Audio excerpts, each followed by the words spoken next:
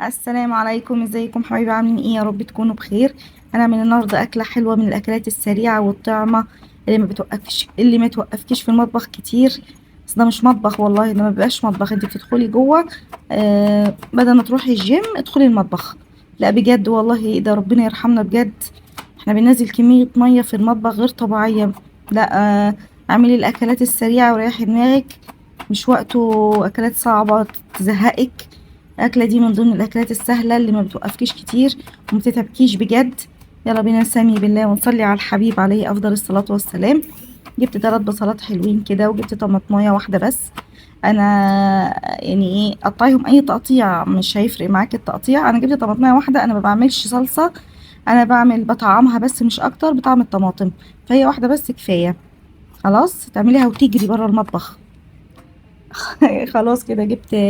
انا جبت اوراق، ما جبتش صدور لان ولادي ما بيحبوهاش. فبفضل اكل فيها انا وحدي، فجبت وراك. الجزار ما شاء الله كان عنده شويه وراك كبيره كده، ما لقيتش غيرها فجبتها. خلاص بقى هعمل ايه؟ لكن هي الوصفه بتبقى حلوه بصراحه في الوصفه دي. قطعتها نصين، الدبوس وحده والفخده وحدها. على البوتاجاز بتاعنا طاسه كبيره او صينيه او حله، معلقتين سمنه حلوين كده. الطاسه بتاعتنا تسخن كويس زي ما احنا عارفين. لازم الطاسه تسخن كويس بالسمنه اللي فيها. هنزل عليها بالفراخ. طبعا بعد ما نشطف طبعا الفراخ تاني. خلاص غاسلين الفراخ كويس وشاطفينها كويس. ننزل بالفراخ بتاعتنا. شايفه بتطش دي؟ صوت الطشه دي جميل، تعرفي ان انت كده مظبوطه ماشيه مظبوط. اهو نزلنا كميه الفراخ بتاعتنا كلها. ارش رشه فلفل اسود، رشه ملح. اطعم بس الاكله والفلفل الاسود طبعا بيدي ريحه حلوه. اهو زي ما احنا شايفين. ما نقلبش بقى غير لما بعد شويه ما نتاكد ان هي ايه، خدت لون.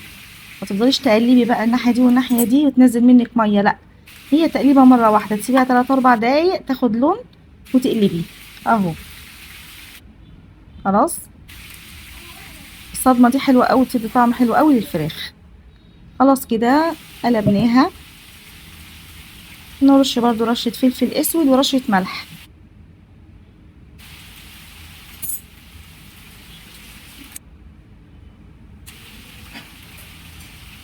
اهو. نجيب بقى البصل والطماطمية اللي انا قطعتهم على الوش كده ونرميهم عليها، على الفراخ طبعا.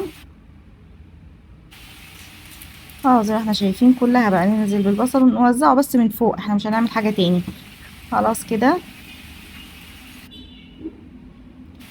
نتبل بقى الاكلة. انا ما حطيتش توابل كتير. انا ما حطيتش غير مكعب مرقة. اهو. رشة فلفل اسود، رشة ملح. رشة 7 بهارات. معلقة كاري بس كده، عشان ما تغيريش طعم الاكلة. يبقى مكعب مرقة، رشة 7 بهارات. معلقة كاري، رشة فلفل اسود والملح. بس كده. بتخلي لك طعم الاكله حلو قوي قوي قوي بجد والله. تشوفي شكل الاكله قبل ما تستوي كمان عامله ازاي. اهو خلاص كده. نكون طبعا مسخنين الميه في الكاتل. لازم ميه مغليه عشان الطاسه سخنه، ما ينفعش نحط ميه بارده. هنوقف تسويه الفراخ ونبتدي تسخن من اول وجديد، لا ننزلها سخنه بتغلي كده. اهو. تغلي غلوه كده ونروح مغطينها. نقلب بس نتاكد ان الميه نزلت في كل حته. شايفين الجمال يا جماعه؟ والله احنا بنعمل يعني عظمه. دي مش هتوقفك في المطبخ 10 دقايق وتجري. فاهماني؟ هما يحطوا لنفسهم، مفيش دعوه. او خلاص كده نغطيها بقى. و- ماشي تغلي غلوتين حلوين. ووطي النار شويه. خلاص خليها تستوي على نار هاديه عشان تتهري منك وتبقى طعمها حلو. شايفه عامله ازاي؟ يا جماعه شايفين الجمال بتاعنا؟ لا بجد شايفين؟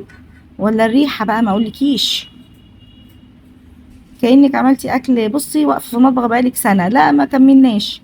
شايفه الجمال والحلاوه دي؟ اكله حلوه بجد. عايزه تكتري البصل زي ما انا قلت لك كتري.